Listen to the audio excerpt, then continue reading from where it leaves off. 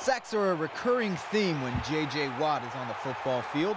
The milkman is at it again. A lot of time. Here comes Watt. A sack for J.J. Stepping up, and Watt has him down. McLaurin, he's sacked. J.J. Watt puts him down. But on Sunday, 71,000 Texans fans witnessed something that doesn't happen as often as J.J. smashing skulls. Manuel puts the leg down, gets the snap, quick throw, and picked off Watt to his left, 30, 35, 40, the 50. Watt's going to go all the way, the 30, the 20, the 10, 5, rock and roll, J.J. Watt, pick 6. What else can he do? The 80-yard touchdown interception wasn't his first career pick six or even his first touchdown this season, but the game-changing play was enough to give the Texans a lead that they wouldn't lose and a memory Watt will never forget.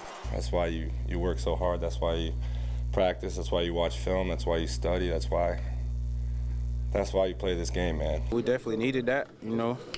JJ always coming through when we need him the most, you know. That's the type of player he is. He's more comfortable celebrating a sack, typically with the salute. But JJ was in unfamiliar territory after the pick six, not only because he's a stranger to the end zone, but also because he wasn't prepared to do the touchdown dance.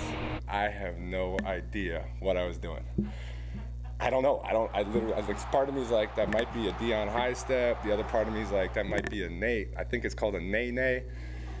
And then the other part of me is like, man, what?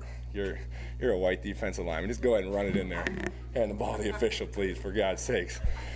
JJ doing the nay-nay? I mean, I don't know. He might be able to pull it off, maybe. That's funny. Whatever you want to call this move, Texans fans want to see more of it. There's no feeling like it, no way. Evan West, Click 2 Houston Sports.